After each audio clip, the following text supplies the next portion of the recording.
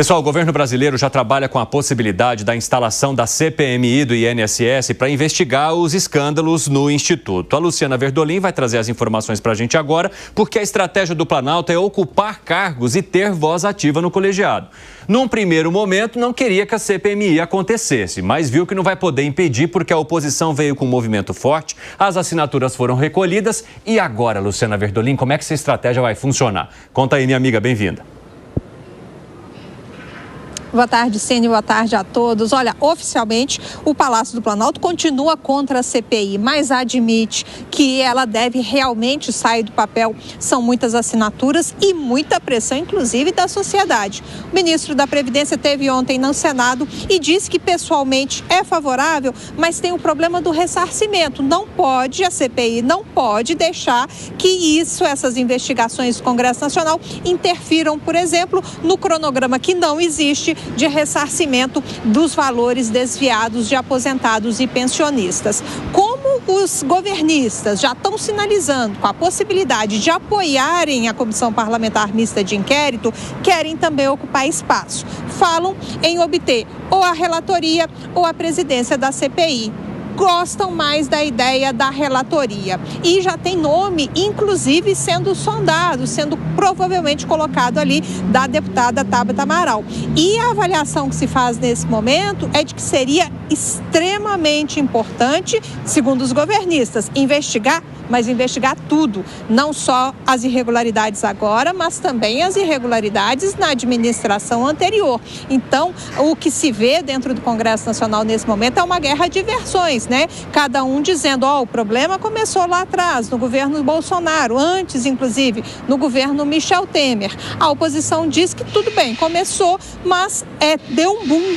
E em 2023, o número de descontos cresceu significativamente. Então, a avaliação é essa, que dentro do governo, se vai acontecer, pelo menos que os governistas tenham algum papel de destaque nessa investigação lá no Congresso Nacional. O presidente do Senado, Davi Alcolumbre, está conversando aqui com o Palácio do Planalto, viajou, né, com o presidente Lula, mas assessores do presidente do Senado já sinalizam que dificilmente ele vai resistir à pressão.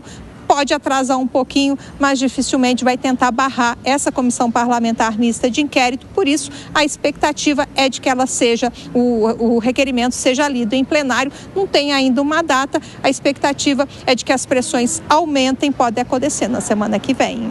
Luciana Verdolim, eu quero falar também do ressarcimento, porque o governo estava dizendo que o dinheiro vai sair das associações. Mas o ministro da Fazenda já sinalizou que talvez o dinheiro que está com as associações não seja suficiente para pagar todo mundo. Ou seja, o Tesouro entraria nessa história? O problema é que tem muita associação fantasma que foi criada só para fazer o desconto associativo. Esse foi alvo da Polícia Federal naquela operação, né, que desbaratou todo o esquema, inclusive determinou o afastamento de servidores lá do INSS.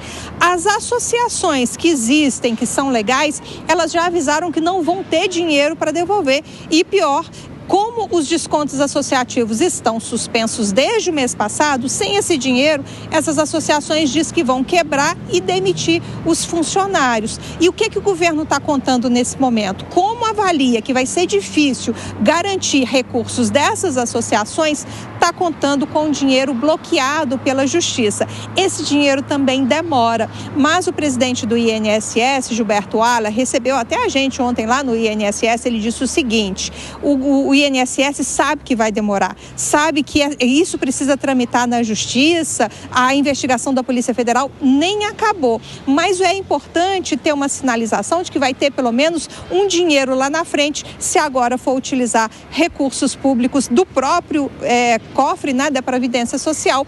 A gente tem a declaração dele para acompanhar. Se ele não fizer o ressarcimento ou não juntar, chega para o INSS aquele valor a ser ressarcido ao nosso segurado.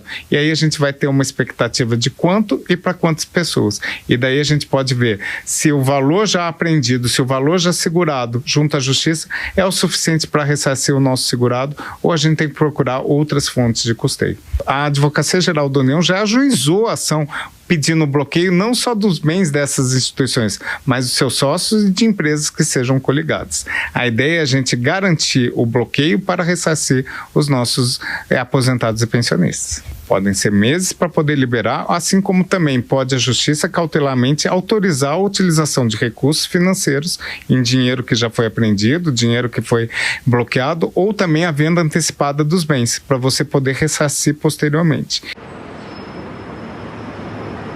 Já tem 1 bilhão bloqueado. A AGU, a Advocacia Geral da União, está pedindo o bloqueio de mais algo em torno de 2 bilhões de reais. Chegaria-se a 3 bilhões, mas a expectativa é de que a fraude tenha desviado 6 bilhões. Vai ter aí esse escopo. O ministro da Fazenda, Fernando Haddad, disse, inclusive, que está esperando essas contas do INSS para saber como que vai ser, de onde vai sair esse dinheiro e quanto o governo vai ter que colocar. O INSS explica o seguinte, que só vai saber o valor exato depois que aposentados e pensionistas responderem a pergunta no aplicativo, no Meu INSS ou pelo 135. São 9 milhões de pessoas que tiveram descontos associativos. Até ontem, 1 milhão já disseram que não autorizaram o desconto em folha.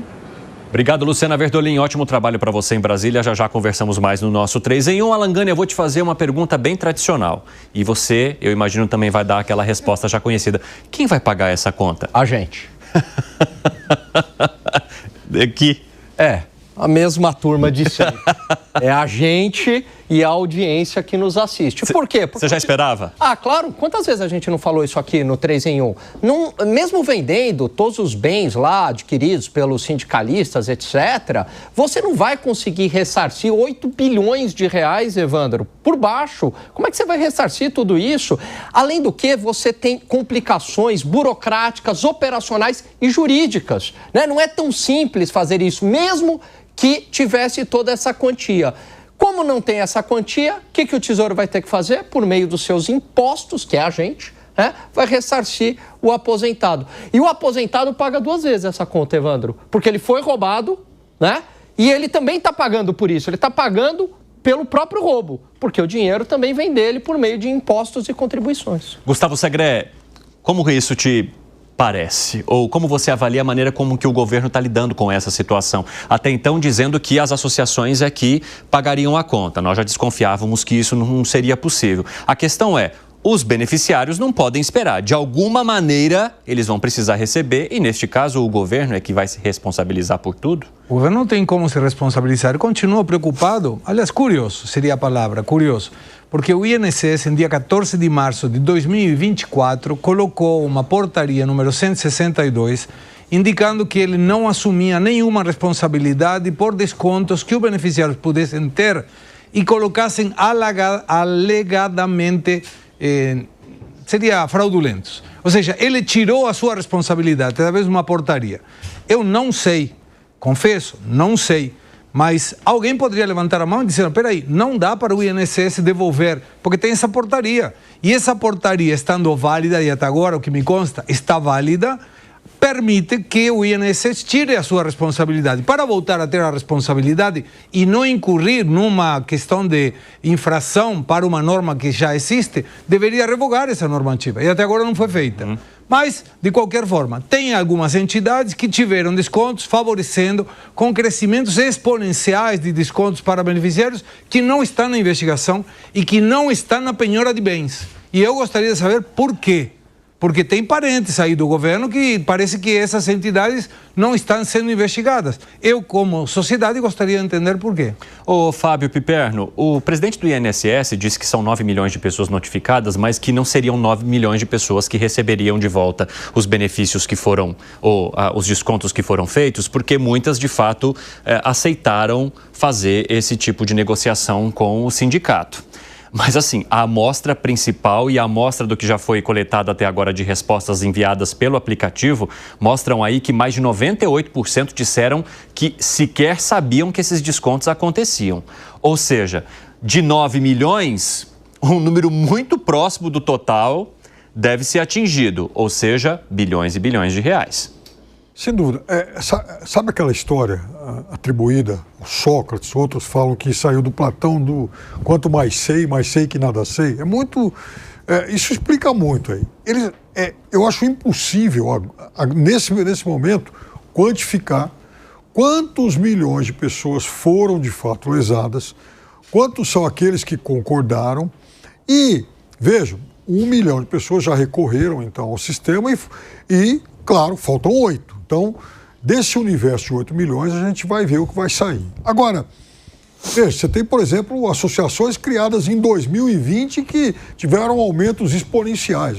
Todos os portais, por exemplo, já exibiram, enfim, um cidadão, um empresário, lá um pecuarista, com negócios em vários estados, cuja associação dele entrou nesse negócio e arrecadou mais de 200 milhões de reais de 2022 para cá. Então, qual a mágica? Ninguém sabe. Eu tenho a convicção de que, de fato, assim como o Alan disse, não vai dar para recuperar toda essa grana. Mas é óbvio que a justiça também tem que partir para cima do patrimônio pessoal dessas pessoas. Agora, mesmo assim, mesmo que não dê, o governo fala, bom, então é o Tesouro que vai dar um jeito agora de indenizar essas pessoas. Para isso não basta um ato de governo. Tem que ter lei, tem que passar pelo Congresso, tem que negociar, não é uma operação tão simples assim. Não. Então, isso vai se arrastar muito ainda. Eu lembro, até tinha um termo na Lava Jato que eles utilizavam quando o Moro tentou utilizar, e uma parte acho que foi ressarcida, os bens apreendidos na Operação Lava Jato para vender e ficar aquilo para a União. Mas não é tão simples, né? Você tem toda uma complicação jurídica, demora e houve um avanço nesse sentido, mas não é tão simples. Ou seja, num primeiro momento, de qualquer forma, o dinheiro vai sair do Tesouro Nacional, porque até eles conseguirem resolver todas essas questões, a burocracia não vai permitir que os pagamentos sejam feitos tão rapidamente se eles dependerem só dessa grana. De alguma maneira, o governo federal vai ter de tomar conta disso. Agora, Zé Maria Trindade, o governo federal não queria que a CPMI do INSS fosse implementada, fosse instalada. As assinaturas já foram recolhidas, já se fala no nome de Tabata Amaral para a relatoria, que tem ali como ideologia política, está mais situada à centro-esquerda, só que mesmo assim é uma pessoa bastante independente em alguns temas e não costuma aliviar muito para os governistas quando precisa fazer críticas. Como é que você avalia toda essa situação em torno da CPMI, que agora passa a ter um movimento do governo de tentar colocar os seus ali para apanhar menos?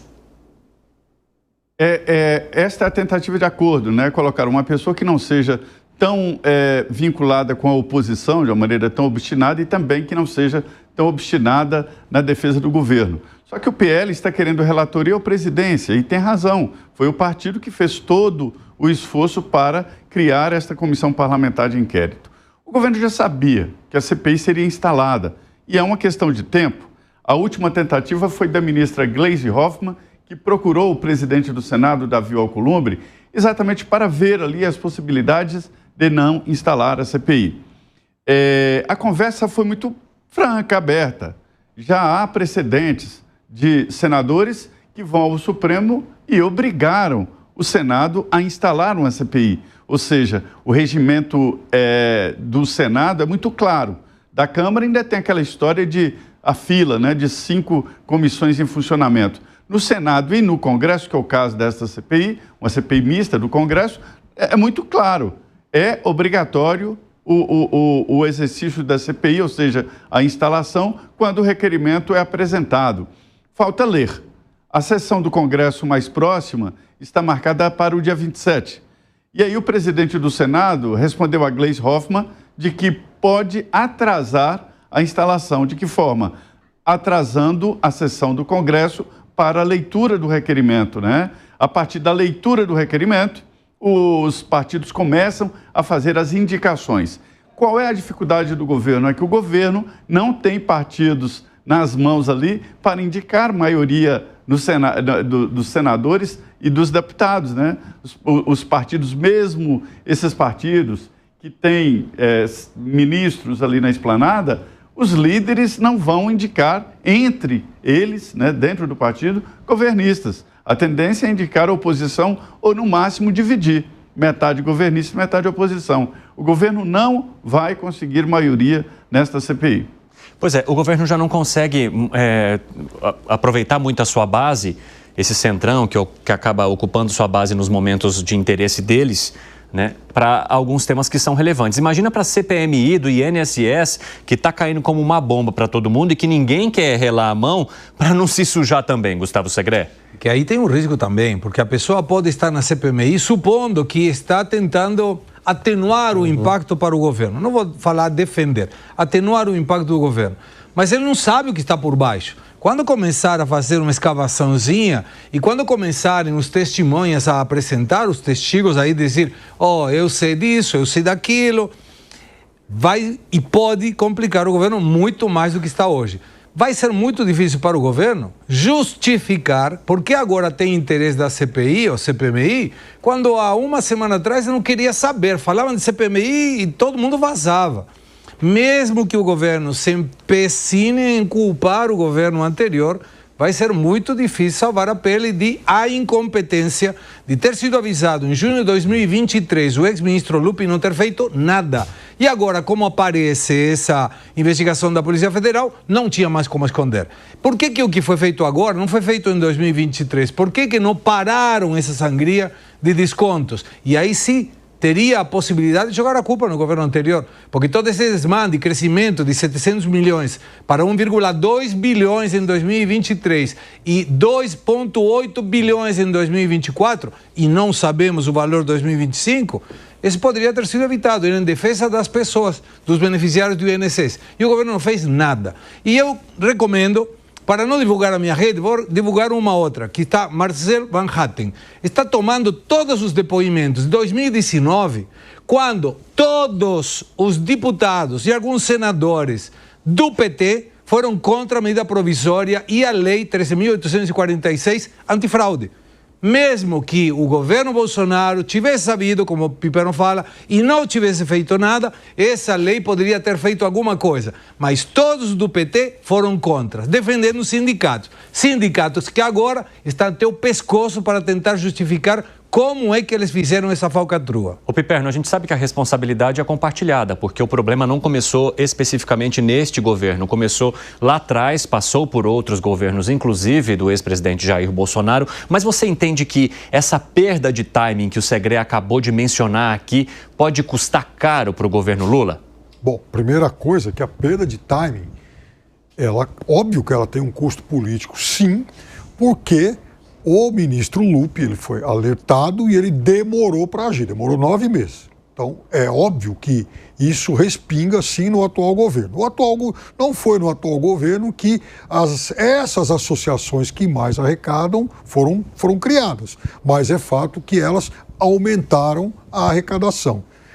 É verdade também que, a exemplo da CPI do 8 de janeiro, o governo não queria e, na verdade, ela se tornou uma comissão imprevisível, ingovernável e acabou, inclusive, dando munição para as investigações que levaram muita gente para o banco dos réus. E não foram exatamente os governistas que acabaram mais implicados nessa história. Então, é verdade também que essa CPI vai entrar numa zona cinzenta e a gente não sabe quem vai ser, de fato, os personagens que acabarão arcando com boa parte dessa culpa, até porque o que foi arrecadado até 2022, não vamos esquecer, que irrigou campanhas eleitorais. E naquele momento o governo de plantão era outro.